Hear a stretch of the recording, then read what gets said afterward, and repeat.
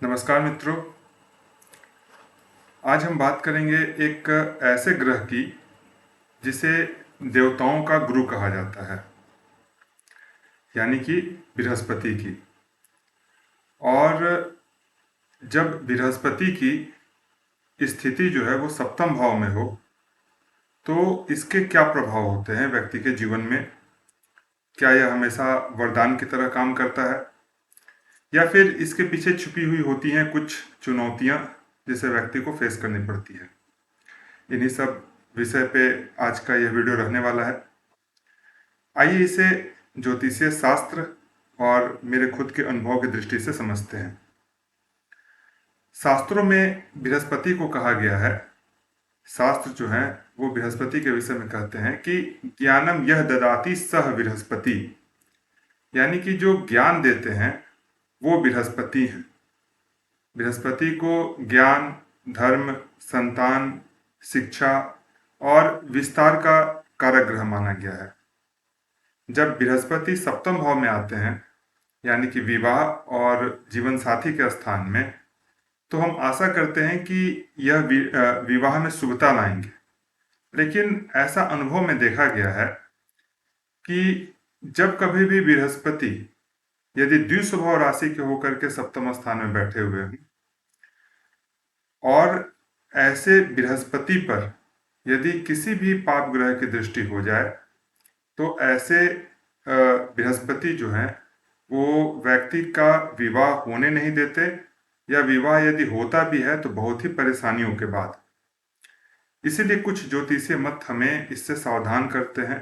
कुछ प्राचीन ज्योतिषीय शास्त्र हैं जहाँ यहाँ स्थित बृहस्पति के विषय में कहा गया है कि सप्तमे स्थाने गुरु सुखी भार्यया सह तिष्ठति तथापि सह योगम नायाति पाप दृष्टि पीड़ितः। इसका अर्थ हुआ कि यदि बृहस्पति सप्तम भाव में स्थित हो तो व्यक्ति को पत्नी सुख मिलता है, लेकिन यदि वह पाप ग्रहों से पीड़ित हो तो यह योग निष्फल भी हो जाता है। यानी कि सप्तम स्थान में बृहस्पति हो तो विवाह व्यक्ति का होगा, लेकिन अगर पाप ग्रह की दृष्टि हो तो कई बार विवाह में दिक्कत आती है या फिर विवाह नहीं भी होता है। इसके साथ साथ इसके कुछ विशेष कारण भी हैं। जन्म कुंडली का जो विवाह का स्थान है वह केंद्र स्थान है और बृहस्पति जो है वो शुभ ग्रह है। इस कारण से बृहस्पति को केंद्राधिपति का दोष लगता है। लघु पराशरी में आता है कि बृहस्पति जैसे शुभ ग्रह जब केंद्र भाव यानी पहला स्थान, चौथा स्थान, सातवां स्थान, 10वां स्थान, इन स्थानों के स्वामी होते हैं तो उन्हें केंद्राधिपति दोष का सामना करना पड़ता है, जिससे उनकी शुभता बहुत हद तक प्रभावित होती है। बृहस्पति केंद्र भाव के स्वामी कब बनेंगे?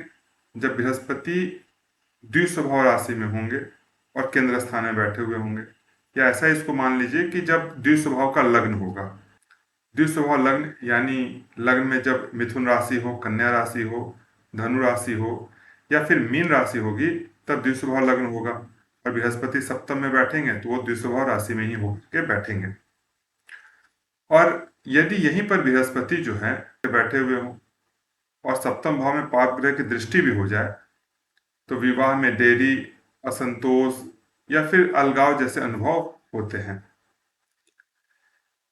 केंद्र में बैठने से शुभ ग्रह के साथ अन्य ग्रह ना हो, केवल शुभ ग्रह ही केंद्र में बैठे हुए हैं, तो ऐसे ग्रह जो हैं वो कार्यशीलता की बजाय अस्थायित्व और संरक्षण की स्थिति में चले जाते हैं, जिस कारण से योग्य जीवन साथी मिलने में समय लगता है।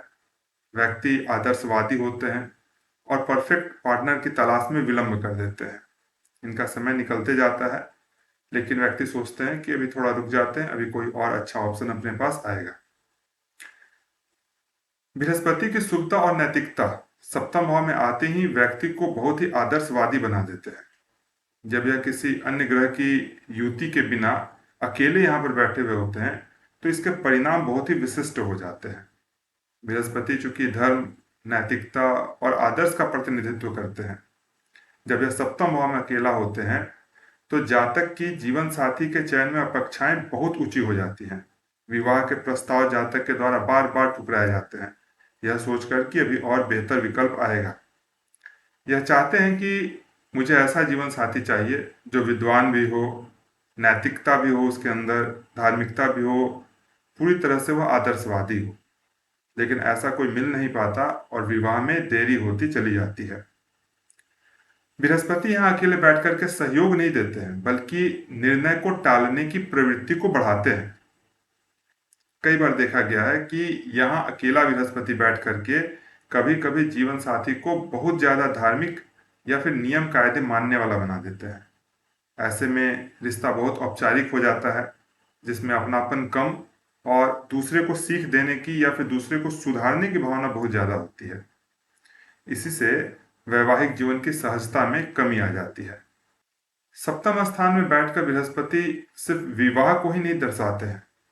जब ये सप्तम स्थान में बैठते हैं तो व्यक्ति को जीवन साथी के माध्यम से धैर्य, समझौता और आत्म अवलोकन करने की शिक्षा देते हैं। ऐसे जातक को विवाह से यह सीख मिलती है कि हर संबंध में केवल आदर्श नहीं बल्कि समझौता भी जरूरी होता है। यदि व्यक्ति समझौता करना सीख ले तो विवाह में निर्वाह हो जाता है। निष्कर्ष के तौर पर हम लोग कह सकते हैं कि बृहस्पति निश्चित रूप से एक अत्यंत ही शुभ ग्रह है, परंतु जब वह सप्तम भाव में आते हैं तो उनकी शुभता तभी फलित होती है जब वह पीड़ित न हो, नीच के न हो और पाप ग्रह की दृष्टि के दोष से ग्रसित न हो। एक बात का ध्यान रखें कि हर ग्रह हर स्थान में शुभ नहीं होता है। ऐसे ही कुछ महत्वपूर्ण सूत्र लेकर के हमने यह पुस्तक लिखी थी। इस पुस्तक में ऐसे ही सूत्र लिखे गए थे जिनकी जानकारी कम लोगों को है। इसका दूसरा एडिशन आ गया है। आप सभी इसे, जिनको भी ये पढ़ने की इच्छा हो, इसे व्हाट्सएप करके या फिर मेरी वेबसाइट से इसे खरीद सकते हैं। तो मित्रों, यदि आपकी कुंडली में भी बृहस्पति सप्तम भाव में है तो चिंतित मत होइए, बल्कि उनकी युति, दृष्टि और स्थिति को समझिए। आज के कार्यक्रम को यहीं पर विराम देंगे। आप सभी का धन्यवाद। हरिओम नारायण।